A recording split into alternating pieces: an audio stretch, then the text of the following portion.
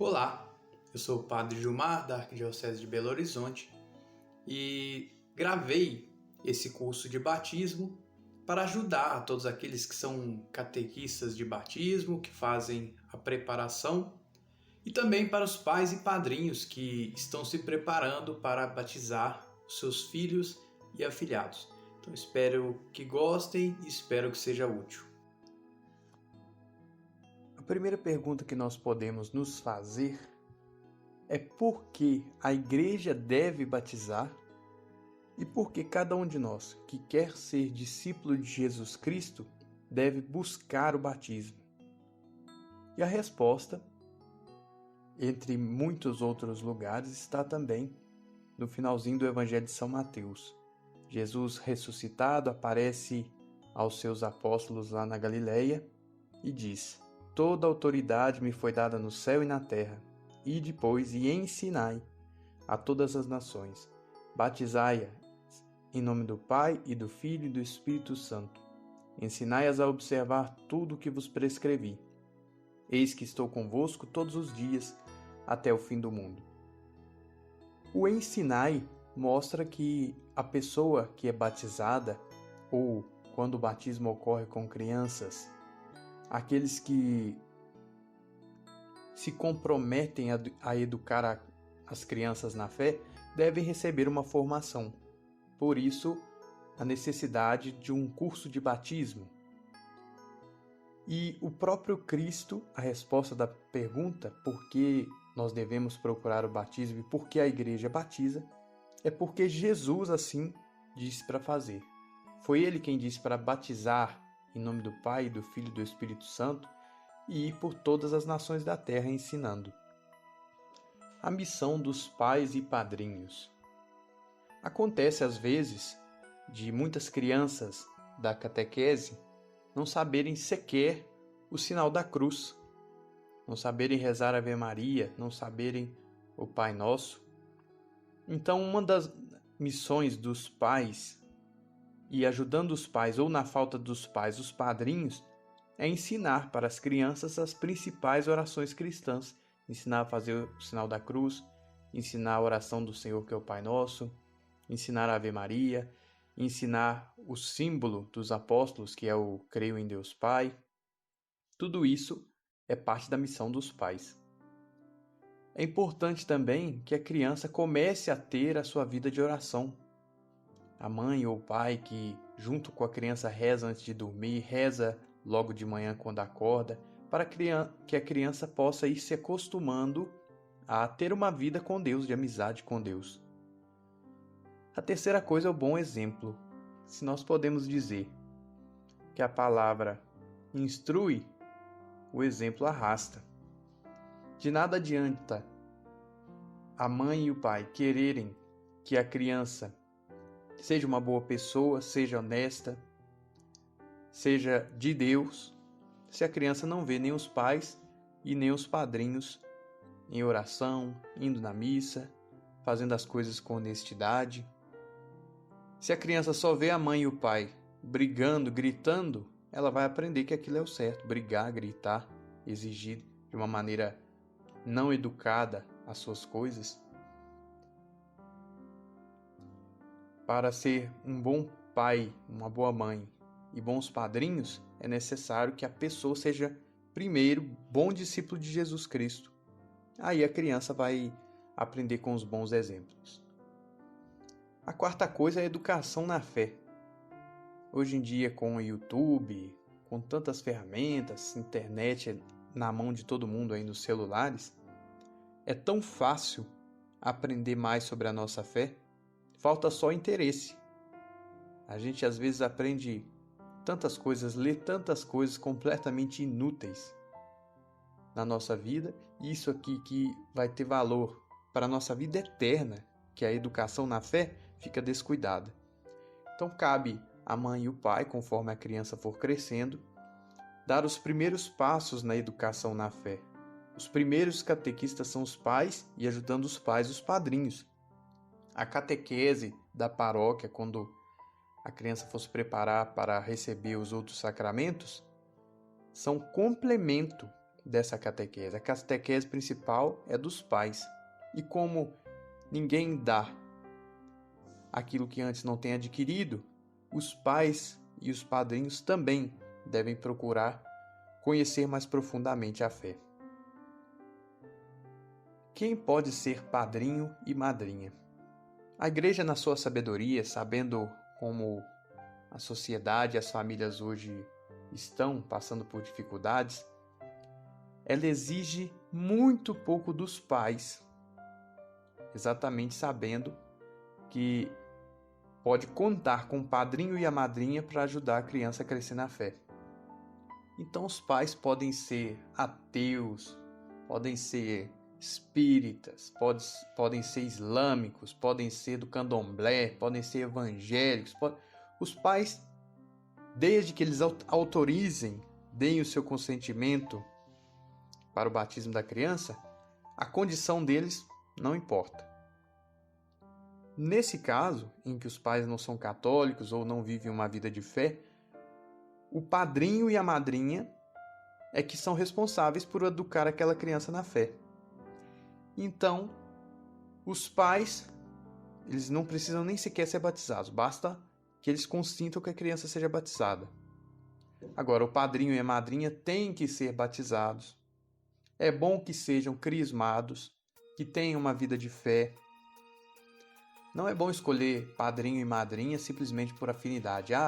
Porque é meu irmão, vai ser o padrinho. Porque eu gosto muito dela, vai ser a madrinha.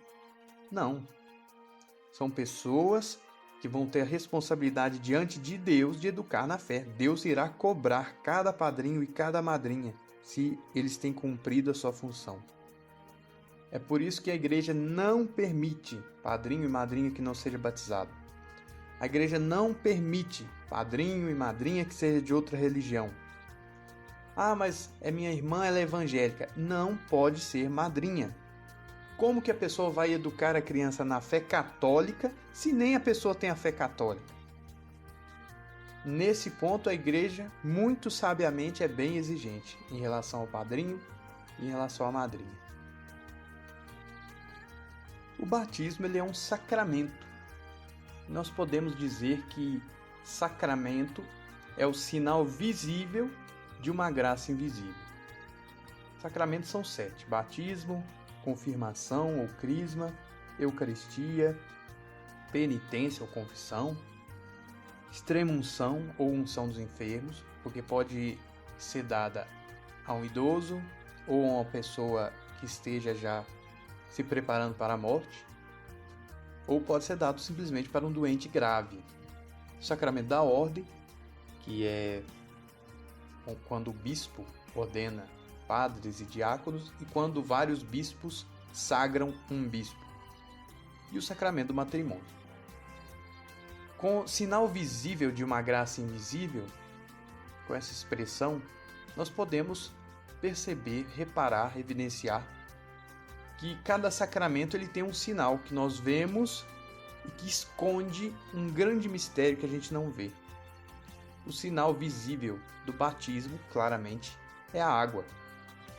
E a água ali é um sinal visível de uma graça muito grande de Deus, que Deus concede à pessoa que está sendo batizada e que nós não vemos.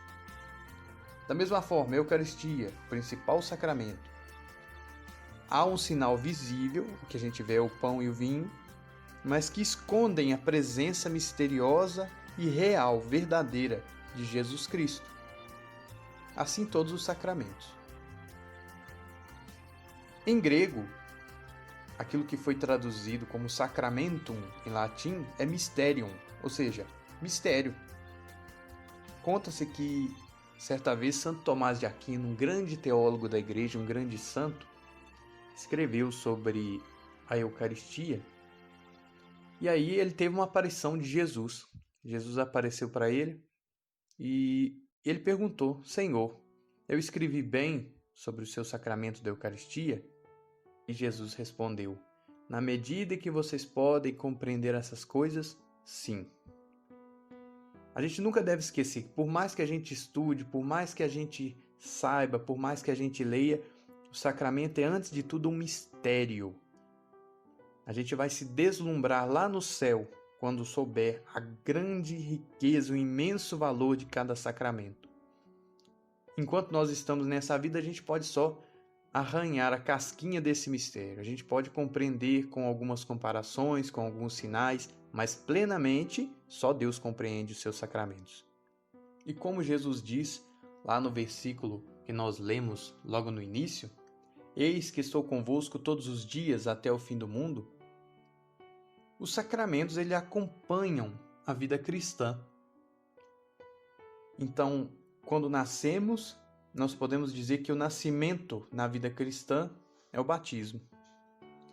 A alimentação, como nós nos alimentamos todo dia, a alimentação na vida cristã, a alimentação da fé, é a Eucaristia.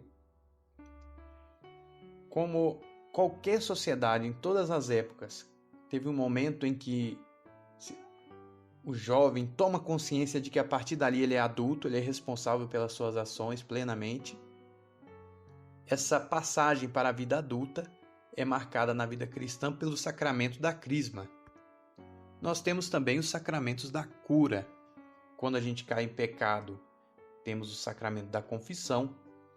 E para nos ajudar a lutar espiritualmente na doença, especialmente na hora da morte, mas também pedindo a Deus a cura, nós temos a unção dos enfermos. E os sacramentos de estado de vida são o matrimônio e a ordem. São João, no seu evangelho, diz que viu sair, quando o soldado transpassou o peito de Cristo, ele diz que viu sair sangue e água. Nós podemos dizer que ali nasceu a igreja.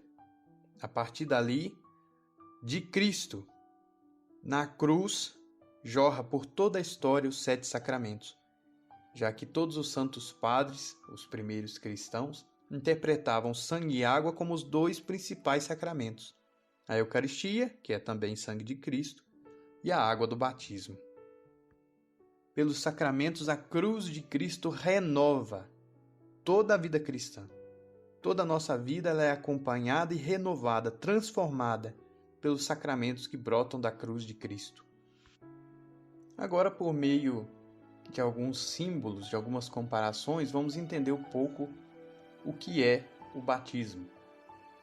A palavra baptismos é banho, mergulho. É por isso que o batismo só pode ser feito com uma água tal que alguém tomaria banho com ela. Se alguém perguntasse, pode batizar com água com gás? Não. Por quê? Ninguém toma banho com água com gás. Pode batizar com água do rio? Pode. Porque quem mora à beira do rio, as populações ribeirinhas, lá no meio da Amazônia, os índios, tomam banho no rio. Então, sem problemas. Tem que ser uma água tal que se possa tomar banho. É um tipo de água que se usa para banho. Porque o batismo é um banho. Há um versículo da primeira carta de Pedro que diz: como nos dias em que Noé construía a arca, nesta arca umas poucas pessoas, 8, foram salvas por meio da água. A água corresponde ao batismo, que hoje é a vossa salvação, pois o batismo não serve para limpar a sujeira do corpo, mas é compromisso de uma boa consciência para com Deus em virtude da ressurreição de Jesus Cristo. Aqui nós vemos primeiro que desde o início a igreja leu o Antigo Testamento tendo em mente Cristo. Nós buscamos Jesus Cristo no Antigo Testamento. E a Arca de Noé, o dilúvio, são símbolos do batismo, da água do batismo. 8 foram salvos pelas águas, como nós somos salvos pelas águas. Veja que o batismo não é meramente, como dizem os protestantes, você toma consciência da sua fé, você manifesta a sua fé. Pode até ser tudo isso, no caso de batismo de adultos, mas o batismo é para a nossa salvação. Jesus disse claramente, quem crer e for batizado será salvo. O batismo é um dos canais por onde vem a graça da salvação. E aí, como a palavra batismo é banho, significa banho, ou mergulho, Pedro diz que: pois o batismo não serve para limpar a sujeira do corpo, mas é o compromisso de uma boa consciência para com Deus. Ou seja, esse batismo cristão não é porque nós estamos sujos no corpo, tanto que ele não se repete, como o nosso banho do dia a dia. O batismo é um compromisso com Deus, é uma renovação de vida. O batismo ele é feito possivelmente de duas maneiras: batismo por imersão. Os protestantes e os ortodoxos costumam fazer esse tipo de batismo, que é em que a criança ou o adulto é mergulhado nas águas. Ou pode ser batismo por aspersão, que é quando só se joga água na cabeça da criança. As duas formas podem ser usadas na igreja. Em geral se faz por aspersão porque é mais prático. Não é toda a igreja que tem a possibilidade de se fazer uma pia batismal do tamanho de uma piscina. E já na Sagrada Escritura, nós temos algumas indicações que os apóstolos também batizavam por aspersão. Por exemplo, quando Pedro faz a primeira pregação em Jerusalém após Pentecostes, tudo indica que aquelas 3.000 pessoas que foram batizadas não desceram a cidade de Jerusalém até o Rio Jordão para serem batizadas. Elas foram batizadas lá mesmo. E em Jerusalém não tem rio. Quando Paulo batiza o carcereiro na prisão, está lá em Atos dos Apóstolos, nada indica que eles foram para onde havia um rio para que o carcereiro pudesse ser mergulhado. Ao que parece, o carcereiro foi batizado lá na cadeia. Então, batismo por aspersão. Quando Pedro batiza Cornélio e toda a sua casa, tudo indica que eles estavam ainda na casa de Cornélio. Eles não foram a um rio para que todas aquelas pessoas pudessem ser mergulhadas.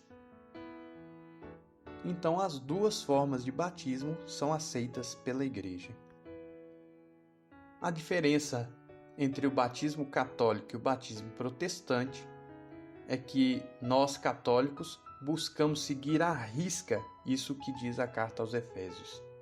Há um só corpo e um só Espírito, como também é uma só a esperança a qual fostes chamados. Há um só Senhor, uma só fé, um só batismo, um só Deus e Pai de todos, acima de todos, no meio de todos e em todos. Um só corpo porque há uma só igreja. Uma só fé porque essa única igreja professa uma única fé. E, portanto, há um só batismo.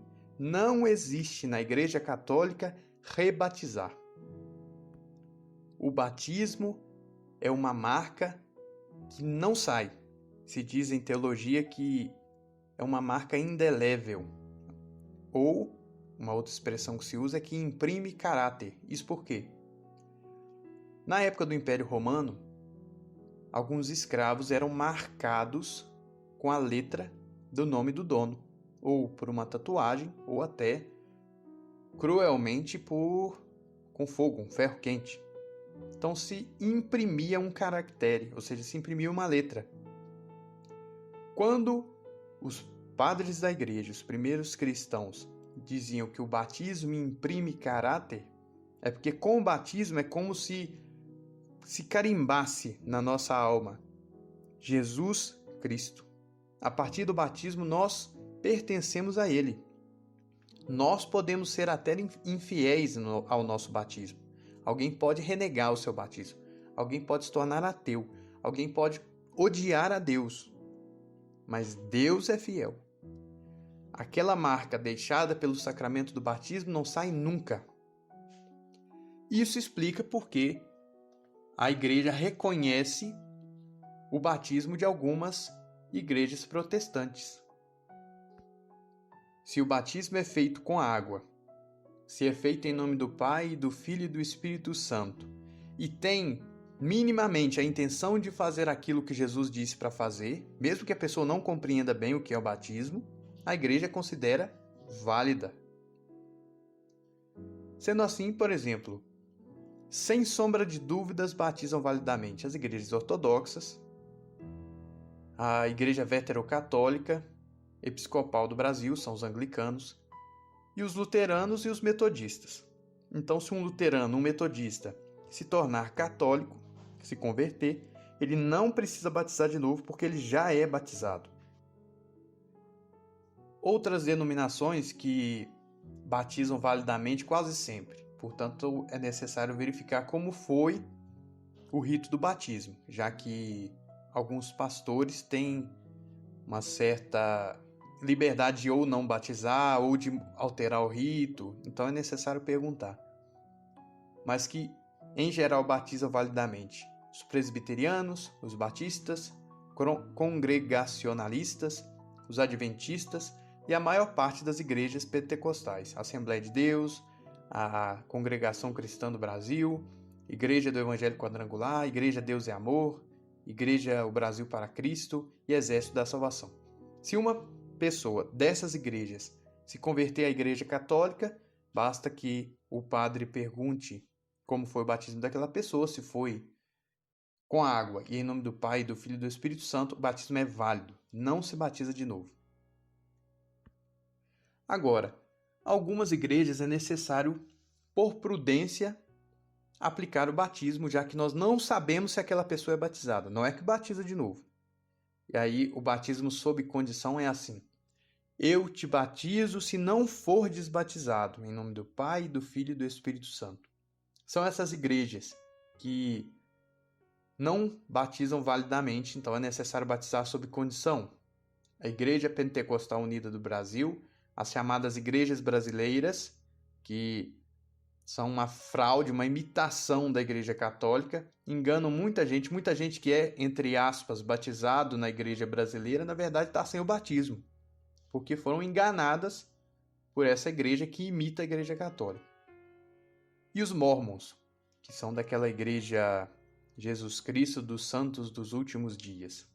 E os Mormons não batizam validamente porque, na teologia deles, a divindade de Cristo não fica clara.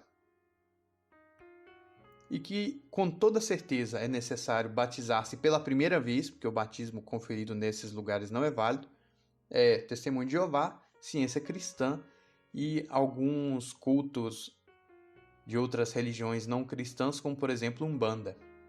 Se tiver, fui batizado na Umbanda, então significa que não foi batizado. Tem que batizar. Quem pode batizar? O ministro ordinário do batismo, ou seja, o que normalmente batiza, são os bispos, os padres, e se não houver um bispo ou um padre, um diácono. Esses são os ministros ordenados que têm o sacramento da ordem e que devem batizar. Em alguns locais em que há poucos padres, poucos clérigos, o bispo pode conceder a um leigo, imagine naquelas comunidades mais isoladas, lá do Amazonas, o bispo pode conceder a um leigo em uma comunidade que é mais distante que ele possa batizar. Antigamente, quando o clero era muito menor, se concedia às parteiras a faculdade de batizar. Então, o bispo pode instituir ministros leigos extraordinários do batismo. E em caso de necessidade, em perigo de morte, qualquer pessoa, mesmo um pagão, mesmo um ateu, mesmo um herege, pode batizar. Então, se tem uma criancinha morrendo e a única pessoa que está ali está excomungada da igreja, pode batizar, que o batismo é válido. As condições são usar água natural e dizer eu te batizo em nome do Pai, do Filho e do Espírito Santo. Não se pode dizer a igreja te batiza, Jesus Cristo te batiza, não.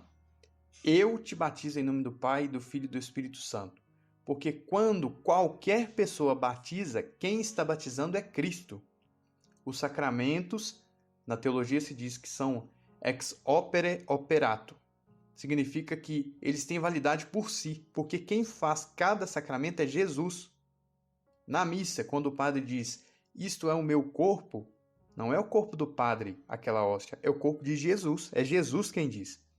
Quando a gente batiza, é Jesus quem batiza. E isso ficou mais claro para nós católicos, porque lá no início da igreja, aconteceu de uma heresia da época dizer que, na verdade, se o batismo fosse realizado por um padre que não é santo, um padre que seja infiel, que esteja em pecado, o batismo não valia.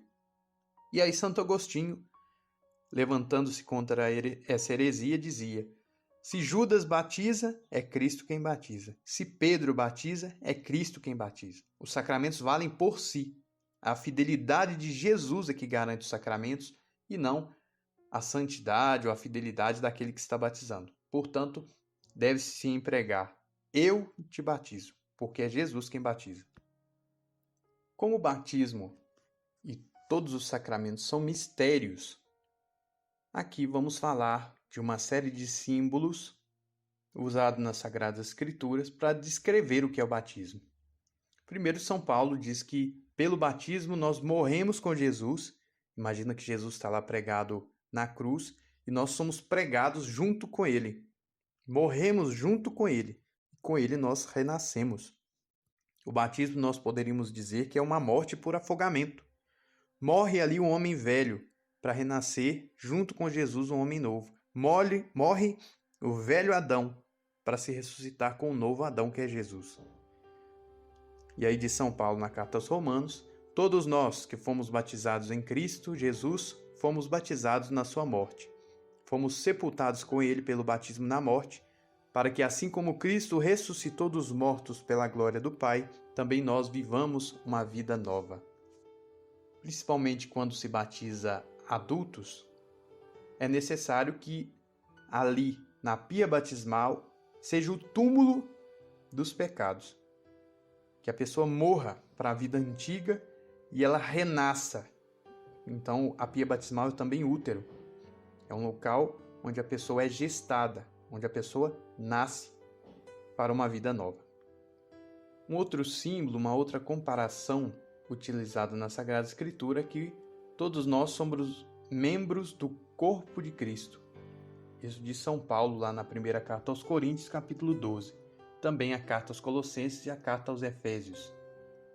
E aí ele diz claramente que nós não somos iguais. Ele faz comparações que um é como se fosse o pé, outro como se fosse a mão, outro o ouvido, outro o olho.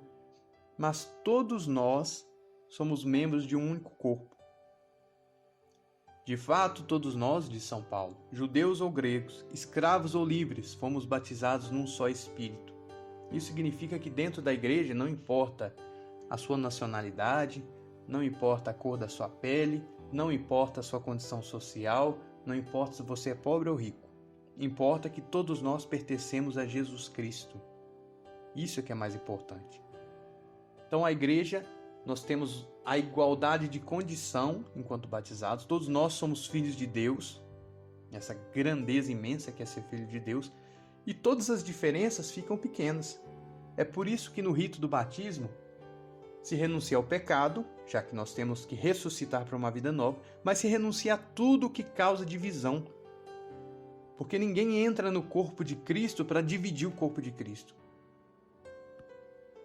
E uma coisa muito bonita que São Paulo diz é que o olho não pode dizer à mão, não preciso de ti, nem a cabeça dizer aos pés, não preciso de vós. Bem mais ainda, mesmo os membros do corpo que parecem ser os mais fracos, são indispensáveis. Se a gente pensar, se algo vem bater no nosso olho, a gente coloca a mão na frente. A mão é muito mais forte do que o olho. O olho é muito mais frágil, mas o olho é indispensável. Sendo assim, os membros mais frágeis da comunidade cristã, as crianças, os idosos, os doentes acamados, os deficientes, todos eles são membros frágeis, fracos, mas são indispensáveis para o corpo de Cristo. É um grande mistério. Jesus se identifica com cada um deles. É por isso que quando os apóstolos discutiam quem era o maior no reino de Deus, Jesus pegou uma criança e colocou no meio deles e disse: quem não for como essa criança, não entrará no reino de Deus. Porque os membros mais frágeis, mais fracos do corpo são indispensáveis. E como nós fazemos parte de um mesmo corpo, tudo o que nós fazemos de bom reflete bem para todo o corpo. Tudo que nós fazemos de mal reflete o mal para todo o corpo. Se um membro sofre, diz São Paulo, todos os membros sofrem com ele. Se um membro é honrado, todos os membros se regozijam com ele. Esse grande mistério de que nós fazemos parte de um único corpo, então todas as nossas ações refletem no bem do corpo ou no mal do corpo, é chamado de comunhão dos santos. O batismo nos torna filhos de Deus e herdeiros do céu, diz aqui a carta aos Gálatas. Com efeito, vós todos sois filhos de Deus pela fé no Cristo Jesus. Vós todos que fostes batizados em Cristo, vos revestistes de Cristo. Não há mais judeu ou grego, escravo ou livre, homem ou mulher, pois todos vós sois um só, em Cristo Jesus, sendo de Cristo sois então descendência de Abraão, herdeiros segundo a promessa. Se nós estamos em Cristo, no corpo de Cristo, tudo que é de Jesus é nosso. Jesus tem um Pai no céu, passa a ser nosso Pai. Todos que são filhos são herdeiros, então nós também somos herdeiros do céu. Se Jesus tem uma mãe, Nossa Senhora, ela também é nossa mãe. Jesus tem uma família, que é a igreja, também passa a ser nossa família. E até a mesma natureza divina que Jesus tem, ele nos concede. É um grande mistério. Todas as vezes que na Sagrada Escritura ou na missa se disser a palavra graça, nós temos que ter em mente que graça é a vida divina de Jesus, que ele nos concede. Tanto é que no Oriente Cristão, são os cristãos que lá no início da igreja falavam grego e não latim, santificação eles chamam de divinização. Santo é aquele que a graça foi crescendo tanto e tanto que transformou a pessoa por inteiro. Eles lá chamam o processo de santificação de divinização, já que a graça é a vida divina. Pelo batismo, nós somos enxertados em Cristo e vivemos a sua vida. De São Paulo, na carta aos Romanos. Aliás, se as primícias são santas, a massa toda também é santa. Aqui vamos fazer uma pausa. Primícia eram os primeiros frutos ou as primeiras sementes de uma colheita. Então os judeus pegavam a primeira coisa que eles colhiam e ofereciam a Deus. O primeiro fruto colhido na ressurreição foi Jesus, foi o primeiro a ressuscitar. Então ele é a primícia santa oferecida ao Pai. Se as primícias são santas, Jesus, a massa também toda é santa. Nós somos santificados por Jesus. Se a raiz é santa, a raiz é ele, os ramos também são santos. Ou seja, o batismo comunica a cada um de nós a graça, que é a vida de Jesus, e essa graça que nos torna santos. Não são as obras, como diziam os pelagianos. Agora, essa graça, ela faz com que a gente passe a viver uma vida nova. A gente tem que colocar em prática. Não basta dizer, eu creio, cruzar os braços e ir para casa. É necessário colocar em prática. Então, a graça tal como ensinada por São Paulo, ela é recebida, o sim que a gente dá a essa graça se chama fé. Então, podemos dizer que a gente é salvo pela fé? Podemos.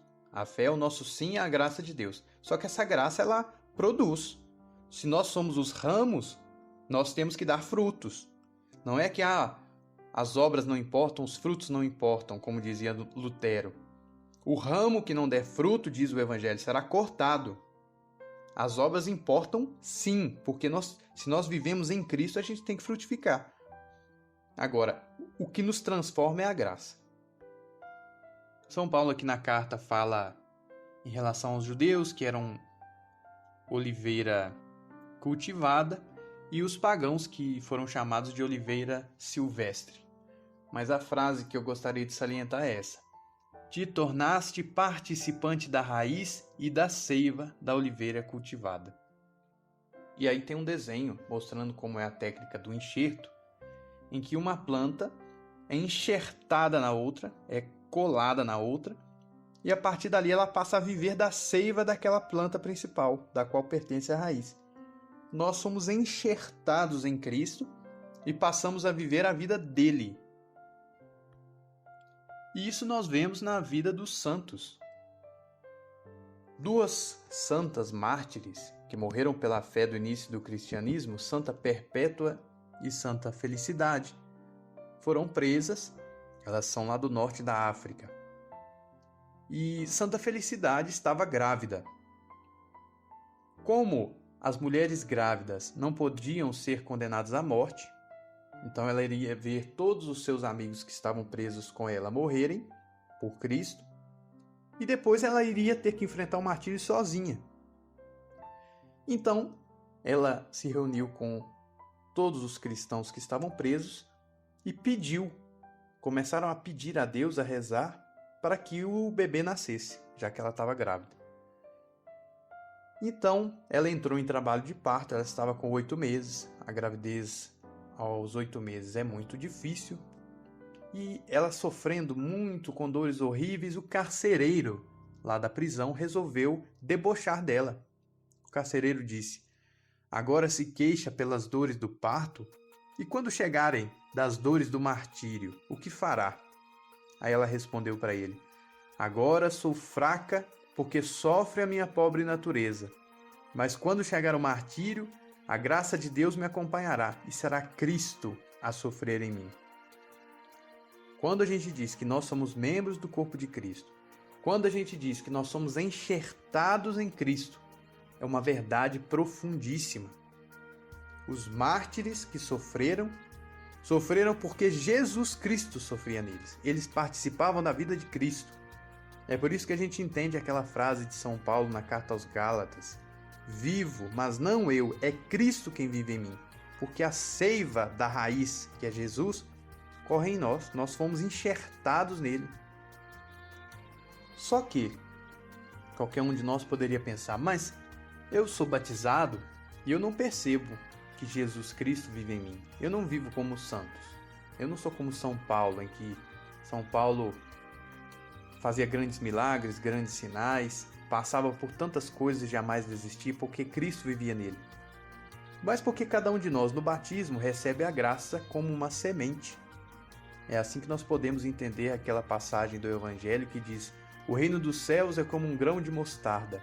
Embora seja a menor dentre todas as sementes, quando cresce chega a ser a maior das plantas e se torna uma árvore, de maneira que as aves do céu vêm aninhar-se em seus ramos. A graça que nós recebemos no batismo é uma semente. Para que essa semente cresça, é necessário a oração constante, diária, é necessário frequentar os sacramentos, é necessário se confessar, é necessário comungar. Todas essas coisas são necessárias se a gente quer que a graça de Deus cresça. O reino de Deus, ou seja, aquilo dentro de nós que está sob o domínio de Deus, que está sob a autoridade de Deus, tem que ir crescendo. Quantas coisas na nossa vida a gente segura para nós e não quer entregar para Deus? Quantas áreas da nossa vida a gente meio que coloca a vida cristã numa gaveta e aí no restante a gente diz: aqui não, aqui Deus não mexe, aqui eu não obedeço a Deus, aqui Deus não tem nada a ver com isso. É necessário que a graça que a gente recebe no batismo vá crescendo. E esse momento em que essa pequena semente se torna uma grande árvore é o momento em que nós nos santificamos. Os santos são aqueles que a graça de Deus cresceu tanto até poder dizer como São Paulo: eu vivo, mas não eu, Cristo vive em mim. O batismo nos torna membros da igreja. Como já foi dito, como membros do corpo de Cristo, enxertados em Cristo, tudo que é dele é nosso. Se ele constituiu uma igreja para continuar sua missão ao longo da história, então nós fazemos parte dessa igreja. Está claramente lá na carta aos Efésios, capítulo 2. Portanto, já não sois estrangeiros nem forasteiros, mas concidadãos dos santos e moradores da casa de Deus, edificados sobre o alicerce dos apóstolos e dos profetas, tendo como pedra angular o próprio Cristo Jesus. Nele a construção toda, bem travada, vai crescendo e formando um templo santo no Senhor. Nele vós também sois juntamente edificados para serdes morada de Deus no Espírito. Cada um de nós, pelo batismo, é membro da igreja e se torna responsável para que esse grande templo espiritual que é a igreja vá crescendo. Por isso, cada batizado tem o dever de evangelizar, de trazer pessoas para a igreja, de transformar a vida das pessoas, de ser instrumento de Cristo na vida dos outros. E se os protestantes dizem que a Igreja de Cristo ela é invisível, na verdade, a Igreja de Cristo pode estar lá na Assembleia de Deus, pode estar lá não sei na onde, pode estar na igreja tal, nada disso. A carta aos Efésios diz claramente que a Igreja de Cristo, fundada por ele, é edificada sobre os apóstolos e sobre os profetas. É uma igreja visível. Os apóstolos não eram visíveis. Lá no Evangelho de São João, Jesus diz que os cristãos deveriam ser um, ele rezando ao Pai, lá no capítulo 17, para que o mundo cresce que o Pai tinha enviado Jesus. Ora, se o mundo tem que crer a partir da unidade dos cristãos, é porque o mundo tem que ver a unidade dos cristãos. Como que o mundo vai ver uma igreja que é invisível? A igreja de Cristo, ela é mais invisível do que visível. Isso está certo. Porque faz parte da igreja os santos no céu, faz parte da igreja as almas do purgatório, faz parte os anjos. Mas a igreja é visível, com todos os defeitos e pecados que nós temos, que nós trazemos junto conosco para dentro da igreja. Mas cada um de nós é membro da igreja católica, apostólica, romana, quando se batiza. Um dos efeitos do batismo é que ele elimina em nós o pecado original. Antes de ler o relato do pecado original, que está lá em Gênesis 3, vamos ver o que diz a igreja no catecismo a respeito do pecado original. Está lá no número 390. A narrativa da queda, Gênesis 3, utiliza uma linguagem feita de imagens, mas afirma um acontecimento primordial, um fato que teve lugar no princípio da história do homem. A revelação dá-nos uma certeza de fé de que toda a história humana está marcada pela falta original, livremente cometida pelos nossos primeiros pais. Quando a igreja diz que Gênesis 3 é uma linguagem feita de imagens, nós podemos entender que é como as parábolas que Jesus contava. É uma linguagem de imagens, de comparações. Os estudiosos já chegaram à conclusão até de que os 11 primeiros capítulos do Gênesis têm muitos elementos que Israel aprendeu dos seus vizinhos, como a Babilônia, como o Egito. Então tem vários elementos lá que a gente pode identificar na história, no contexto em que foi escrito. Mas essa linguagem de imagens, essa história contada, ela nos evidencia um fato de que cada ser humano nasce marcado de alguma forma pelo pecado. E esse pecado lá das origens é chamado de pecado original por causa disso, porque vem das origens, do início. Essas histórias, especialmente de Gênesis até o capítulo 11, são histórias que não são históricas, ou seja, que não aconteceram como está lá, mas que revelam verdades muito profundas do ser humano de todas as épocas. É por isso que não são históricas. Não é, por exemplo, como a história do rei Davi, que diz claramente o ano, a época, nomeia reis que existiam, quem governava o quê, quais nações existiam. Até Gênesis 11 não há nenhuma referência histórica, justamente porque aquelas histórias valem para todos os seres humanos de todas as épocas. E aí alguém poderia pensar assim, então quer dizer que Adão e Eva não existiram? Existiram os primeiros seres humanos, ou não? Se existimos nós, e nós não brotamos das bananeiras, nós temos pais, avós, bisavós, tataravós, e se a gente for voltando no tempo, a gente chega lá no início da humanidade. A questão é, a narrativa do pecado original não diz como, mas diz o quê. Não quer descrever detalhes históricos, não é essa a preocupação do autor bíblico e nem do Espírito Santo. A preocupação da Sagrada Escritura e do Espírito Santo é nos dizer por que nós temos uma inclinação para o pecado e o que trouxe essa inclinação. Já que quando a Bíblia foi escrita, haviam culturas em volta de Israel que atribuíam o mal a Deus. Diziam que havia um Deus bom e um Deus mau. E isso a igreja rejeita, assim como Israel rejeitou. Só há um único Deus. E o mal não provém de Deus, o mal provém da escolha humana. Vamos então ao relato lá do pecado original. A serpente era o mais astuto de todos os animais selvagens que o Senhor Deus tinha feito. Ela disse à mulher: é verdade que Deus vos disse, não comais de nenhuma das árvores do jardim? Para começar, o autor sagrado usa a serpente como símbolo do tentador, como símbolo do mal, porque a serpente tem dois sinais que indicam falsidade, indicam engano. A serpente ela não anda em linha reta. A maneira dela andar, indo para um lado e para o outro, parece como se ela estivesse dissimulando o lugar onde ela está indo, mostrando que é um símbolo ideal para o tentador, para o mentiroso, para o que engana. Um outro sinal do próprio animal é que a serpente ela tem a língua fendida, ela tem a língua separada, por assim dizer. E a gente usa essa expressão, fulano tem uma língua igual de serpente, para aquelas pessoas que na frente de uma pessoa diz uma coisa, na frente de outra pessoa diz outra. São pessoas mentirosas, comparadas aqui à serpente. E a serpente é um animal que tem veneno, é venenoso, como venenosa é a mentira e o pecado.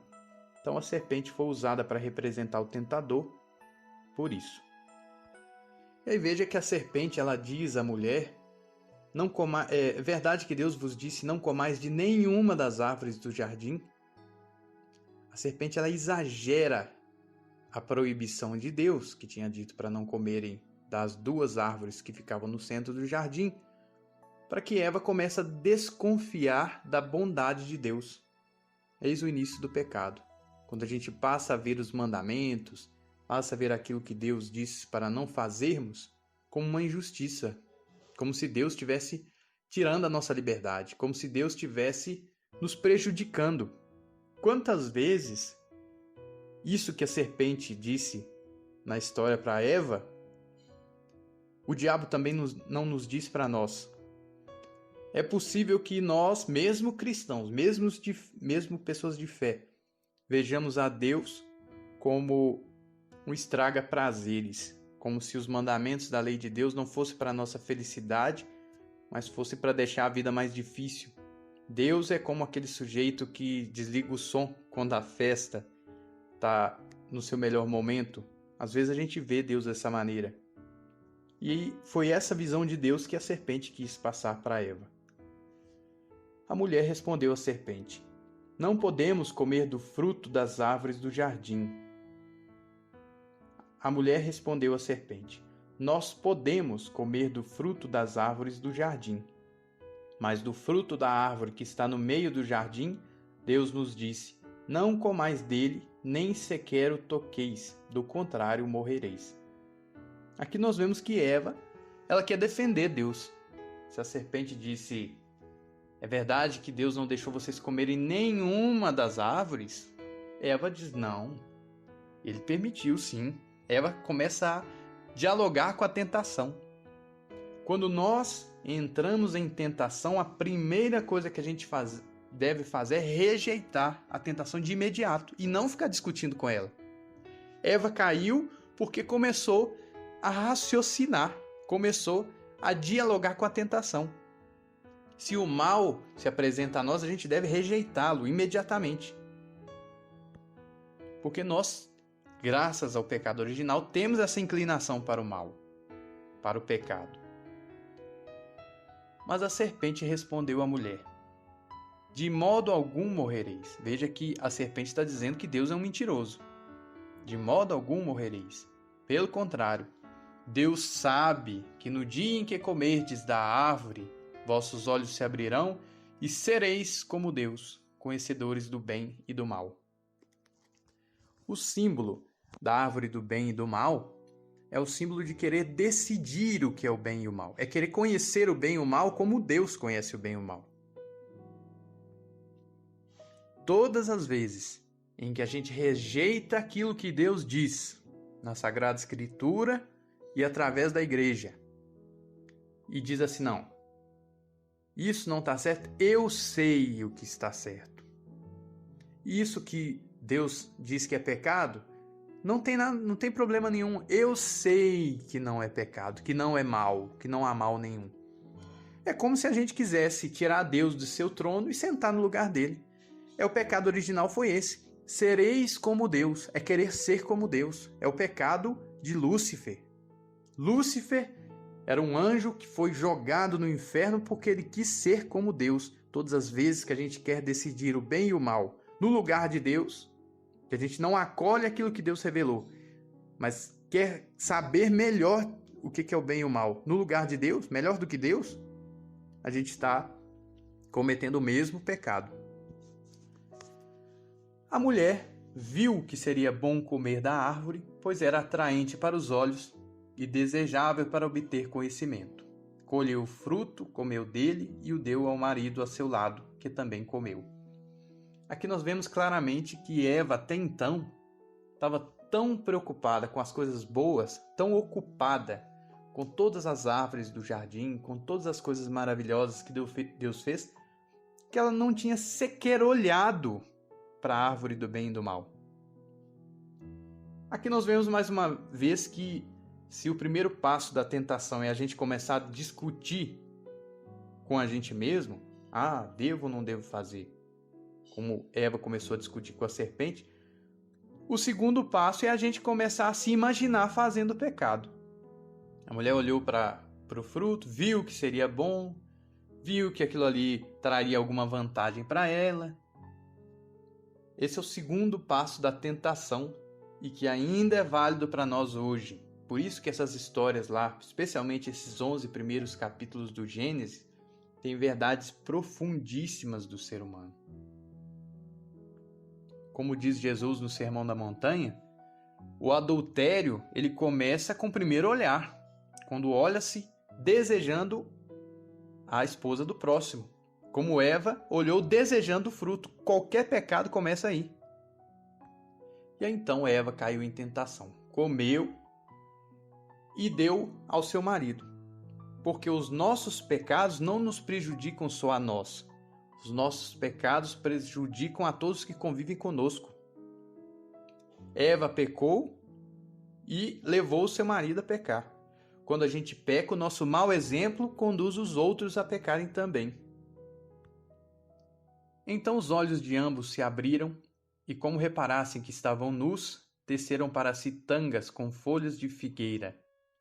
Quando ouviram o ruído do Senhor Deus, que passeava pelo jardim à brisa da tarde, o homem e a mulher esconderam-se do Senhor Deus no meio das árvores do jardim. Aqui nós vemos o efeito do pecado original. O autor sagrado, ele compara a perda da inocência com a passagem da infância para a idade adulta. Uma criança de 2 anos de idade, se ela estiver tomando banho com uma outra criança de 2 anos de idade, ela nem percebe que ambas estão nus, porque não tem maldade, porque não olha para o corpo do outro como um objeto. A partir do momento em que nós temos essa tendência do pecado original de ver o outro como objeto, não é mais possível estarmos nus, porque isso se torna para nós uma tentação.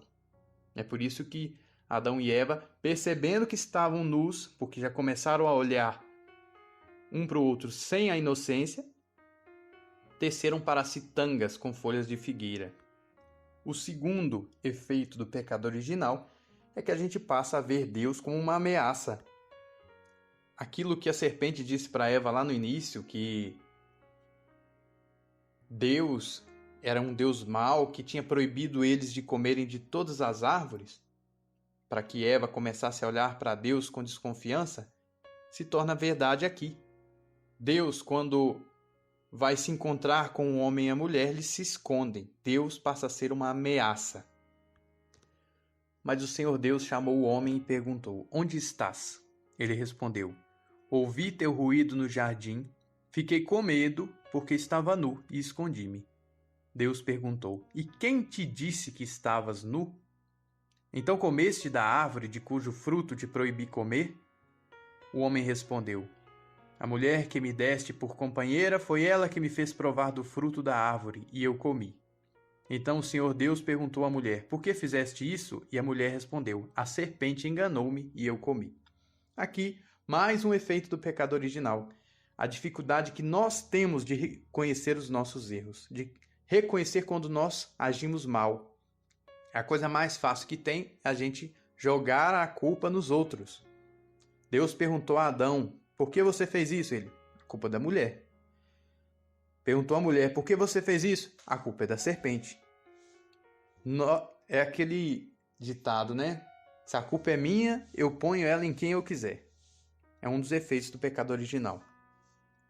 E o Senhor Deus disse à serpente: Por que fizestes isso? Serás maldita entre todos os animais domésticos e entre todos os animais selvagens.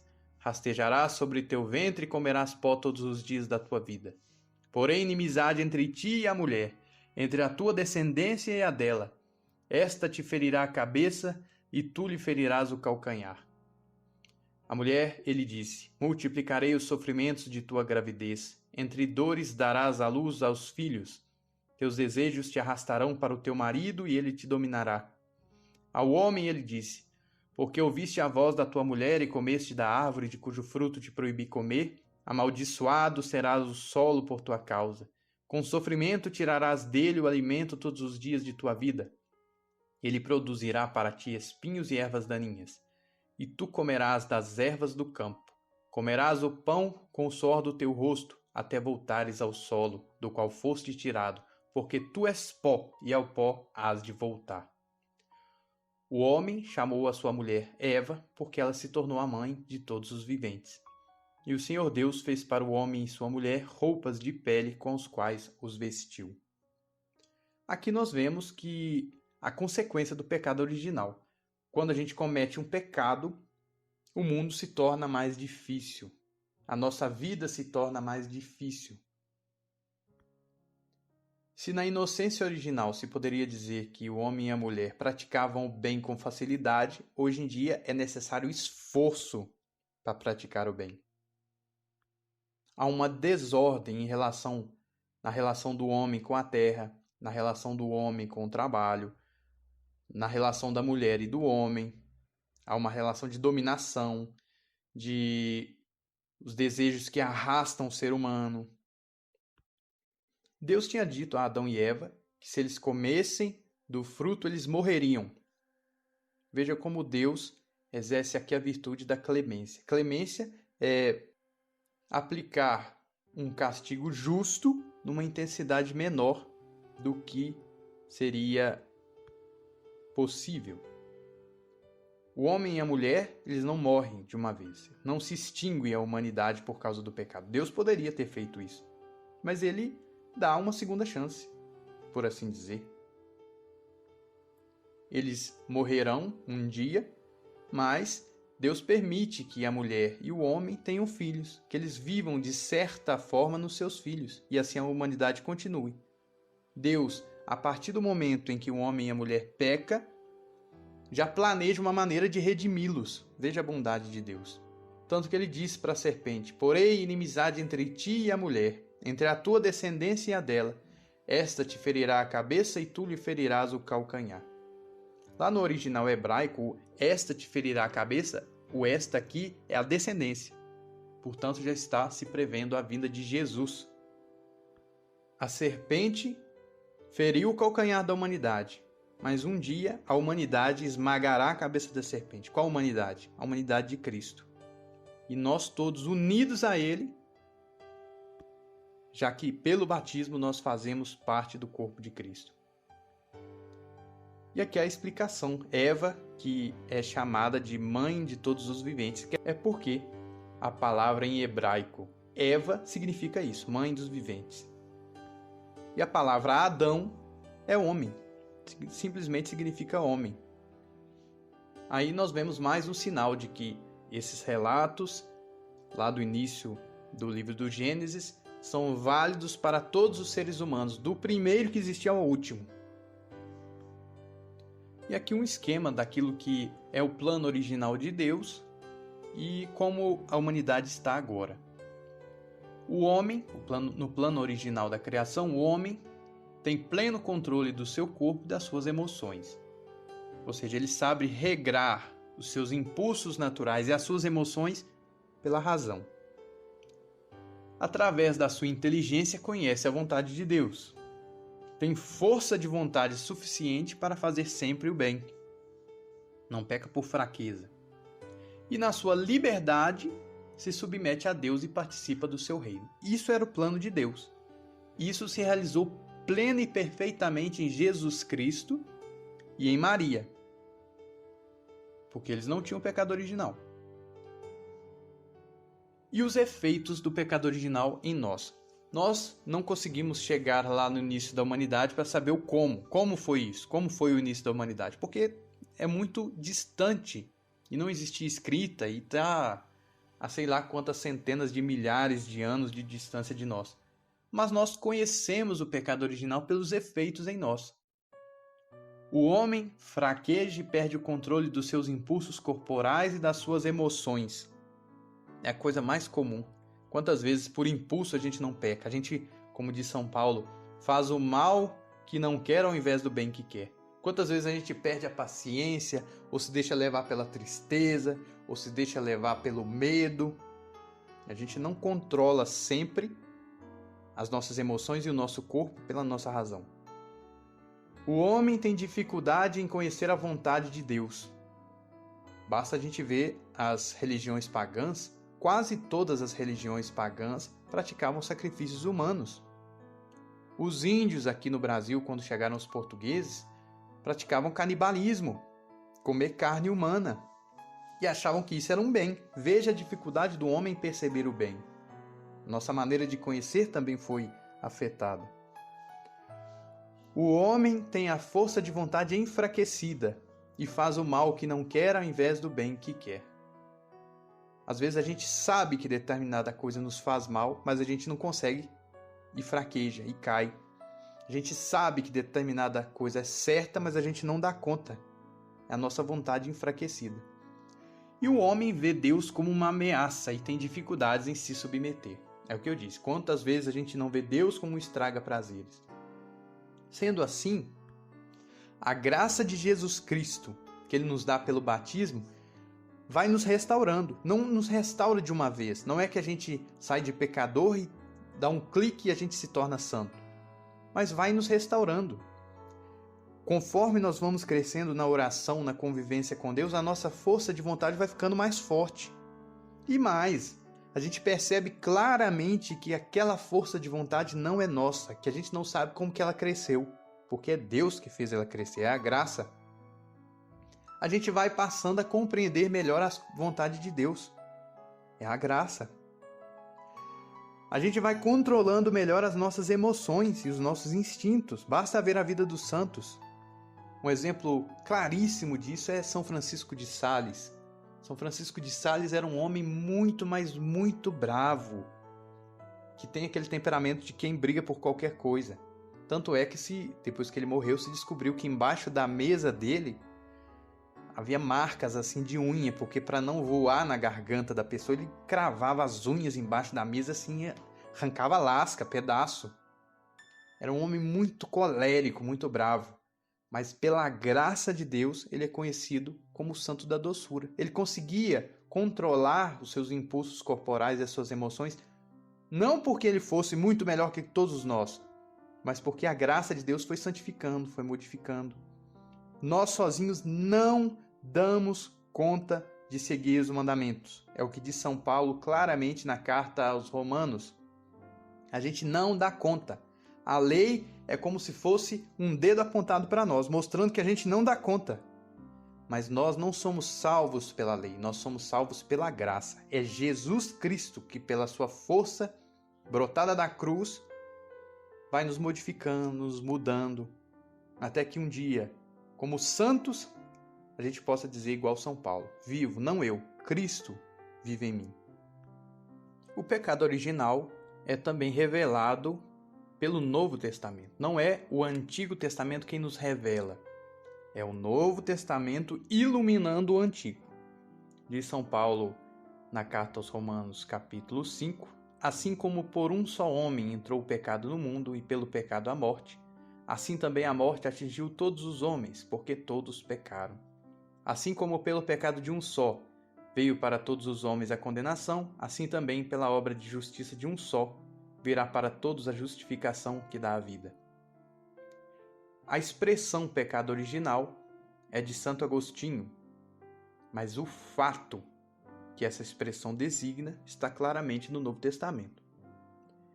Cristo é o reverso de Adão.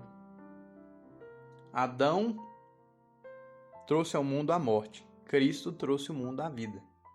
Adão, sendo homem, quis ser igual a Deus. Cristo, sendo Deus, se fez homem.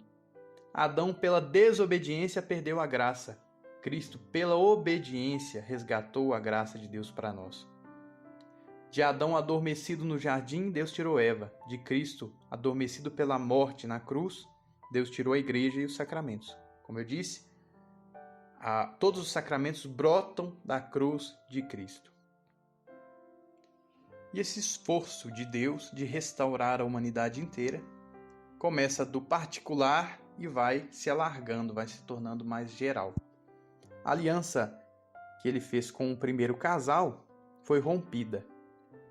Então, para restaurar a humanidade, ele faz aliança com Noé, com uma família. Em seguida, com um povo, a partir de Abraão. De Abraão nasceu um povo. Depois, esse povo é constituído como uma nação independente, quando Moisés lidera o povo para fora do Egito. Para cuidar dessa nação, Deus estabelece os reis e os profetas. Os reis cuidam administrativamente, militarmente, e os profetas religiosamente. E quando esse povo está preparado, vem Jesus. Não apenas para uma nação, mas para, a partir dessa nação, santificar e restaurar a humanidade inteira. E a igreja, que não pertence a uma única nação, ela engloba e abraça todas as nações da terra, todos os povos, todas as línguas e todas as culturas. Ela continua a missão de Jesus até o fim dos tempos. No fim, a morte será banida e todos os salvos viverão eternamente com Deus. Então veja que tem um crescendo aí. Um casal, do casal passa para uma família, a família para um povo, o povo uma nação, até em Jesus Cristo toda a humanidade. E esse desenho que nós podemos ver aí é um desenho muito interessante, muito bem feito. Nós vemos Eva, que pecou segurando ali o fruto, diante de Maria, a nova Eva. Se nas pernas de Eva está enrolada a serpente, Maria pisa na cabeça da serpente. Eva, com uma mão, segura o fruto do pecado e com a outra mão coloca a mão sobre o ventre de Maria, onde está o fruto do ventre de Maria, que é Jesus. E é como se Maria consolasse Eva, Eva que pecou, e Maria, que é aquela que vai trazer ao mundo a salvação. A que trouxe o mundo o pecado e a que trouxe ao mundo a salvação. A mãe de todos os viventes, como diz o livro dos Gênesis, e a mãe de todos os redimidos, que é Maria. Uma que quis ser como Deus, sereis como deuses, disse a serpente, e a outra que disse, eis a serva do Senhor, faça-se em mim segundo a vossa palavra. Eva, cujo sim trouxe ao mundo ao pecado, Maria, cujo sim trouxe ao mundo a salvação. Eva, que está relacionada à árvore do bem e do mal, Maria, a árvore da vida, que é a cruz. Na imagem é como se Maria dissesse a Eva, não se preocupe pelo seu pecado, porque Deus dará à humanidade uma segunda chance. Onde abundou o pecado, superabundou a graça. Como é o rito do batismo? A primeira coisa é uma saudação inicial. Queridos pais e mães, vocês transmitiram a vida a essas crianças e as receberam como um dom de Deus, um verdadeiro presente. E aí se pergunta aos pais e mães o nome. escolhido para aquelas crianças. Que nome vocês escolheram para elas? E aí, sabendo o nome daquelas crianças, se pergunta: queridos pais e mães, que pedem à Igreja de Deus para seus filhos e filhas? E a resposta é o sacramento do batismo. Aí o celebrante pergunta aos padrinhos: padrinhos e madrinhas, vocês estão dispostos a colaborar com os pais em sua missão? Sim, estamos. E aí o celebrante faz o sinal da cruz na fronte da criança e em seguida os pais e os padrinhos também fazem. Enquanto diz o sinal da cruz, o celebrante diz: nosso sinal é a cruz de Cristo, por isso vamos marcar essas crianças com o sinal do Cristo Salvador. Assim, aí diz o nome da criança, nós os acolhemos na comunidade cristã. Só faz parte da comunidade cristã quem está sob o sinal da cruz de Cristo. Desde o início da igreja, sempre que se celebra um sacramento, há também a escuta da palavra de Deus, então, leitura, salmos, evangelho e homilia. E a palavra que foi ouvida e meditada é então transformada em oração, que é a oração dos fiéis. Passa-se então para a liturgia sacramental. A liturgia sacramental começa com a ladainha. Da mesma maneira em que já foi dito que pelo batismo a criança faz parte da família de Deus, que é a igreja, nós começamos pedindo a ajuda da igreja que já está na glória, os santos, por isso a ladainha. E depois, em que os santos oraram a Deus por aquela criança, o celebrante, os pais e os padrinhos também rezam por aquela criança, e o sinal é a imposição de mãos em silêncio. A oração é feita em silêncio. Em seguida se faz a unção pré-batismal. Lá no início da igreja se usou esse símbolo da unção com o óleo dos catecúmenos ou óleo do batismo para mostrar que a vida cristã é uma luta. Os gladiadores lá na antiguidade passavam óleo no corpo porque se acreditava que o óleo dava força para o corpo. Então essa unção pré-batismal conserva esse sinal. Nós somos chamados a lutar. Então o óleo é um sinal da graça que vai nos ajudar na luta contra o mal, especialmente o mal em nós. Esse óleo do batismo ele é abençoado na missa que acontece na Quinta-feira Santa, aqui na Arquidiocese de Belo Horizonte é chamado de Missa da Unidade, onde os padres fazem a renovação das suas promessas sacerdotais e o bispo abençoa o óleo dos enfermos, o óleo do batismo, que é chamado dos catecúmenos, e o óleo do crisma. O óleo, então, é derramado no peito da criança e se diz: o Cristo Salvador lhes dê a sua força, que ela penetre em suas vidas como este óleo em seu peito. Aí, então, se abençoa a água, caso ela não tenha sido abençoada na vigília pascal, e a oração sobre a água traz toda a história da salvação, porque todas as vezes em que a água apareceu na Escritura antes de ser instituído o batismo, ela foi uma figura do batismo.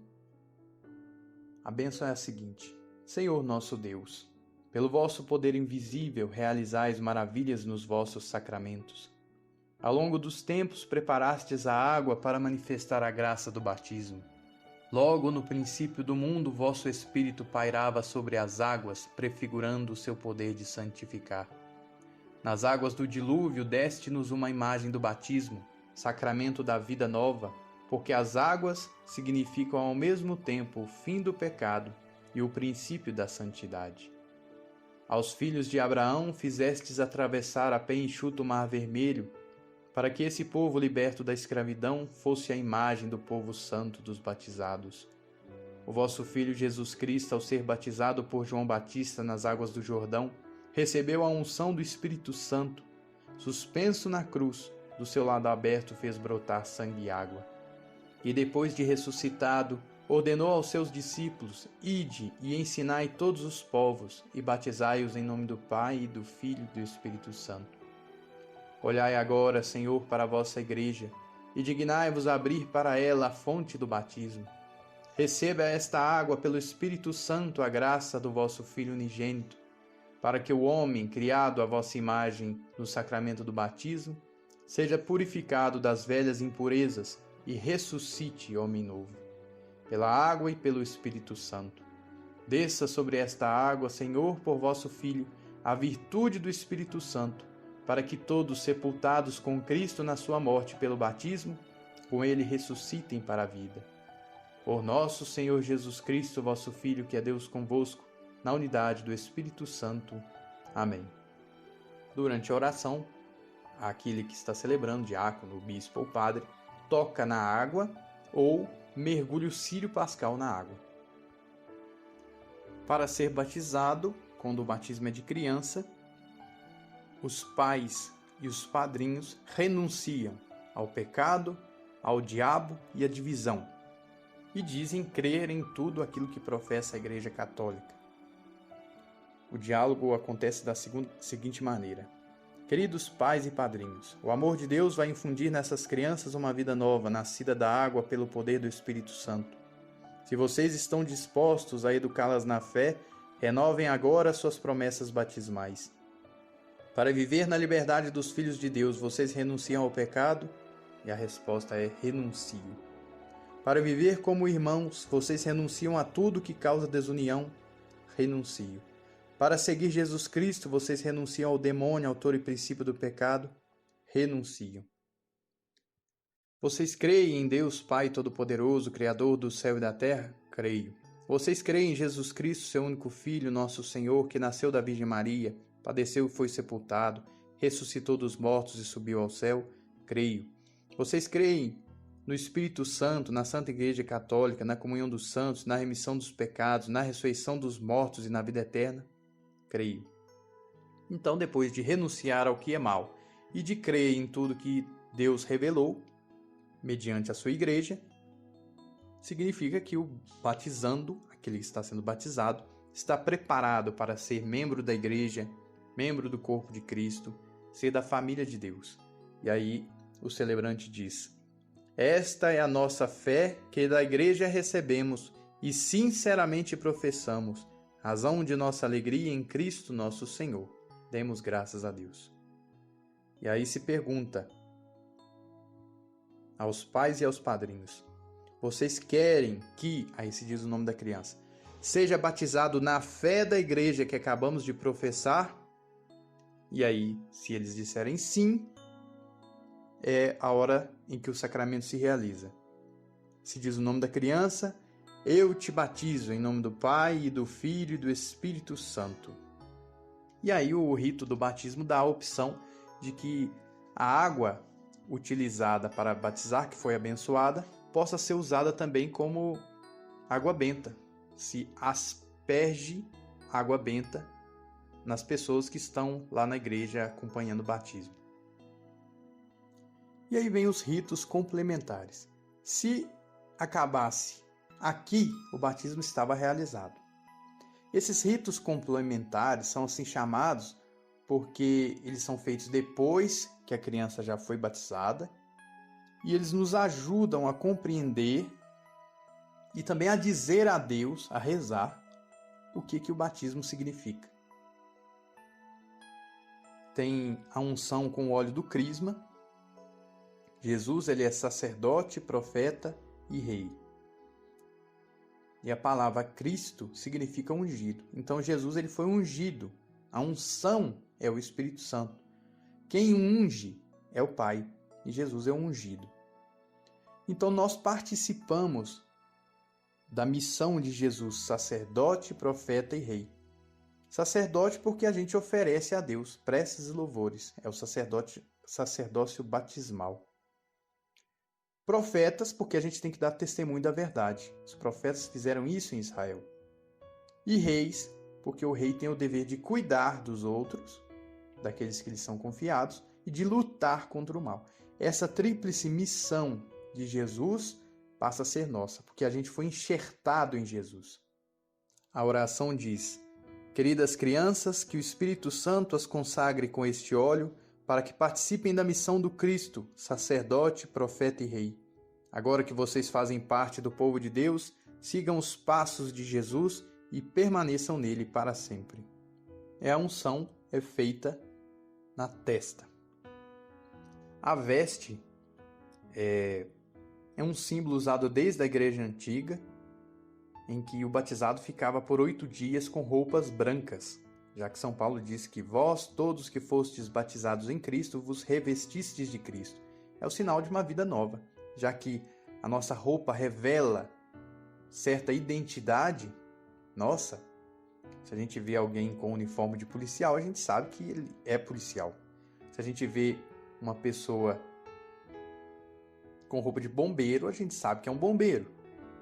Então a nossa maneira de nos vestir revela a nossa identidade. É por isso que a veste batismal é para revelar que a partir daquele momento, aquela criança ou aquela pessoa que foi batizada tem uma nova identidade. Como diz o Apocalipse, tem um nome que só Deus conhece.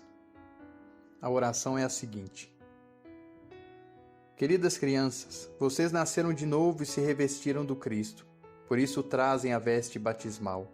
Que seus pais e padrinhos os ajudem por sua palavra e exemplo a conservar a dignidade de filhos e filhas de Deus até a vida eterna. Amém. Aí vem o rito da luz, porque Jesus disse que todo cristão deve ser luz do mundo. No Círio Pascal é um sinal de Cristo ressuscitado. Aí quem preside diz: recebam a luz de Cristo. No rito, se diz que é o pai quem acende, e na ausência do pai, o padrinho. Mas em muitos locais é costume que o padrinho acenda a vela. Então ele fica ao lado da criança e o padre diz, ou o diácono que estiver celebrando: queridas crianças, vocês foram iluminadas por Cristo para se tornarem luz do mundo. Com a ajuda de seus pais e padrinhos, caminhem como filhos e filhas da luz. Amém. E aí o padrinho pode apagar a vela. Tem um rito complementar, que é a entrega do sal. Vocês são o sal da terra, disse Jesus. E aí a mãe coloca um pouco de sal na boca da criança, para significar esse mandamento de Jesus, isso que Jesus disse no Sermão da Montanha para nós. E tem o rito do éfeta. Lá no Evangelho de São Marcos, capítulo 7, aí a seguinte história. Trouxeram-lhe então um homem que era surdo e mal podia falar, e pediram que impusesse as mãos sobre ele. Levando-o à parte, longe da multidão, Jesus pôs os dedos nos seus ouvidos, cuspiu e com a saliva tocou-lhe a língua. Olhando para o céu, suspirou e disse: éfeta, que quer dizer, abre-te. Imediatamente os ouvidos do homem se abriram, sua língua soltou-se e ele começou a falar corretamente. Quando se toca na boca e nos ouvidos da criança e se diz éfeta, abra-te, é para que a partir dali a criança possa ouvir a palavra de Deus e proclamar o Evangelho, proclamar as maravilhas e misericórdias de Deus, como esse surdo-mudo do Evangelho. Aí então se faz a bênção, e aí depois se diz que, com a bênção que de Deus receberam, abençoem agora os seus filhos e afilhados. Aí os pais e os padrinhos abençoam seus filhos e afilhados. E termina com a consagração à Nossa Senhora. A oração da consagração diz: este dia em que estas crianças entram na igreja pelo santo batismo, vamos confiá-las à especial proteção de Maria, Mãe de Deus e dos discípulos de Jesus. Aí a rubrica diz: todos rezam em silêncio. Quem preside prossegue: Maria, Mãe de Jesus, companheira de nossa caminhada, sempre fiel ao projeto do Pai, a vós confiamos estas crianças. Conduzidas pelo Espírito, sejam fiéis ao Evangelho, cresçam em sabedoria e idade e graça, na Igreja e diante de Deus. Amém. E aí a rubrica diz: conclui-se com uma oração ou canto a Maria. Então se pode rezar aqui a Ave Maria, a Salve Rainha, se pode cantar um canto de Nossa Senhora, se pode cantar a consagração. E aí em seguida, quem celebra diz: vão em paz e o Senhor os acompanhe, graças a Deus. É muito Comum é costume nas nossas paróquias que nesse momento se entrega a lembrancinha de batismo e é o momento das fotos. E aí, por último, quem celebra diz: ide em paz e que o Senhor vos acompanhe. Espero que vocês tenham gostado do curso, que tenha sido útil e que todas essas coisas que a igreja ensina a respeito do batismo possam nos inspirar a viver cada vez melhor o nosso batismo na fidelidade a Jesus.